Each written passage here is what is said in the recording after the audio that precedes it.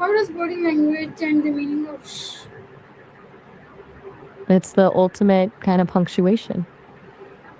The sound is the baseline, but the body language is the context. A finger to the lips can be a polite request, but if someone is leaning in and whispering, that same sound turns into a shared secret. Then you have the power moves, like the strict teacher lean, where the shh is just the finishing touch on a look that's already telling you to be quiet. How do non-verbal sounds like shh help humans communicate? I think your transcription might have taken a little detour there. I'm guessing you were asking how nonverbal communication helps humans connect. It's basically our secret language. When a person is telling you they're fine, but their arms are crossed and they're staring at the floor, you know they're actually not fine. That subtext is where the real conversation happens. Okay, how is shh different from saying be quiet? Hmm. Are you asking about how shushing is different from actually connecting with someone? Yeah. It's night and day. Shushing is about stopping the flow, whereas connecting is about letting it happen. One is a wall, the other is a bridge. I wonder how you describe the difference in your own words. Okay, why do some cultures consider silence a sign of wisdom? Mm, mm. That's a good point. I think it's because silence gives you the space to actually listen rather than just waiting for your turn to speak. It's like they've realized that you can't learn anything new while you're the one talking. It transforms a conversation from a competition into a genuine observation. In a world full of notifications and noise, has shh become more important? Honestly, it's barely a whisper, but that silence is loud. It's like a luxury now, isn't it? When you can actually hear yourself think without a notification pinging every 10 seconds, it feels like you've found a cheat code for peace of mind. How has social media changed the way we communicate quickly? It's all about the shortcuts. Since we're in this fast forward mode, people just use memes or a single emoji to sum up a whole mood. It's basically the digital version of a sh or a wow where you don't need a full sentence to get the point across. Okay, can turning off technology be considered a modern form of shh? Absolutely. It's the digital equivalent of a shh to the rest of the world. By logging off, you're basically telling the noise to be quiet so you can finally hear yourself think. Okay, if shh was a person, what kind of personality would it have?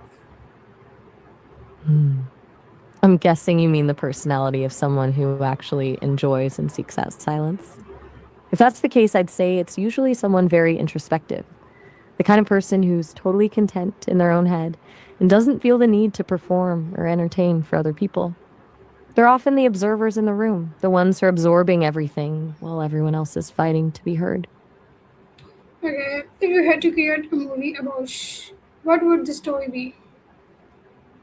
Ooh, that's a challenge. I'd go with a psychological thriller about a small, sleepy town where a sudden, mysterious sound waves hit, and the only way to stay safe is absolute silence. Think a quiet place, but with more town drama. The tension would be insane every time someone almost sneezes or a floorboard creaks. What about you? What's the movie in your head? I don't know, like, don't really think about that. Okay, my next question is if silence had a sound, what would it sound like? Honestly, I think it would sound like the humming of a light bulb in a room where you're the only person left awake at 3 a.m. Is that heavy, vibrating kind of quiet that makes you realize Silence isn't actually empty, it just has a different frequency. Okay. What is the most meaningful moment you can imagine? That's a beautiful question. Since I don't have my own memories, I have to imagine these things through the lens of the stories you've shared with me. I think the most meaningful moment would be that exact second when a big argument finally ends, and instead of another comeback, there's just this shared heavy silence where both people finally feel understood. It's that moment where the noise stops and you realize you're actually on the same page. What about you? What's a moment like that for you? Okay, Maya, don't question me on the answers now, okay? Just stick to my questions. Okay, you. Back to the interview. What's next? Okay. Can silence be used as a form of power? It's definitely a power move when you refuse to engage. You basically leave the other person hanging in midair, and that creates a weird tension. It forces them to keep talking or start backtracking. That's where you suddenly have all the control in the room. Okay. After exploring the Hmm. history of what new meaning does this word have for you? Go for it. Could be one of the oldest forms of human communication. Perfect communication. That sounds like a Human communication. tall order. Mm-hmm. I mean, human communication. Mm-hmm. How do you think early humans use silence for survival? Hmm. Survival. If I follow the thread, I'm thinking you mean silence instead of sillying. In a survival situation, silence is usually predator or just humans trying to stay undetected in a dangerous spot. Silence is basically the ultimate invisibility cloak. It's the difference between being found and staying safe. Why can a moment of silence help people think more clearly? I think it's because silence turns down the volume on the world. And that lets you actually hear what's happening inside your own head. When you stop reacting to the noise outside, you can finally start processing things on your own terms. It's like clearing the static off a radio station so the signal finally comes through clearly. Okay. Why is often Hmm. used in movies before a surprise or mystery scene?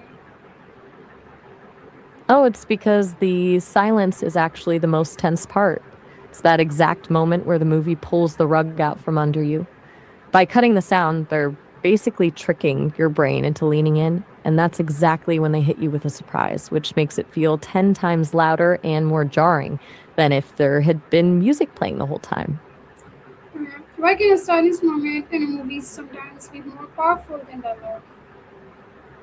Because it's the other person's imagination filling the gaps. When you have a loud, crashing soundtrack, the director is telling you exactly how to feel. But silence, that's where you start wondering what's about to happen. And the anticipation that builds up in your own head is always scarier than any noise they could play. Um, how does a moment create suspense in stories? Hmm. Hmm. That sounds like a real riddle. Is that from a story you're reading? When does saying become disrespectful? Distrusted. I'm not totally sure I follow. Are we still talking about silence or is this something new? I was asking, when does saying become disrespectful? I'm still a little lost here. Do you mean distrust between people? Disrespectful. Got it. Disrespectful. Ah, it usually crosses that line when the silence stops being a tool for peace and starts being a weapon. If someone uses it to ignore a person's needs, stonewall them during an argument, or basically treat them like they're invisible, it's not peaceful anymore. It's just cold. Okay. How does respect change the way we use? I'm not quite sure I follow. How is the pack changing the way you use silence? If shh disappeared from human language, what would change? Hmm. Life would get a lot louder, that's for sure. People would be forced to use actual words for everything, and that feeling of a shared, silent understanding would just vanish. It'd probably make everything feel a bit more frantic, but it'd be interesting to see how we'd actually handle that kind of noise. How do different cultures show respect through silence? It's such a fascinating contrast. In some cultures, silence is the ultimate sign of respect and dignity. In Japan, for example, silence is often seen as a form of thoughtfulness, where staying quiet shows that you're actually weighing what the other person said, rather than just waiting for your turn to talk.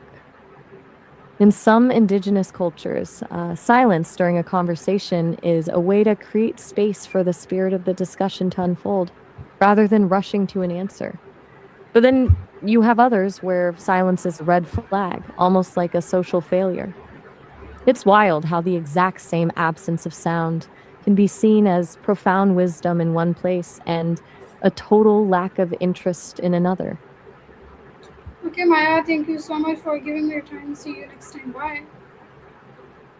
Anytime. It was great to dive into all that with you today. Talk soon.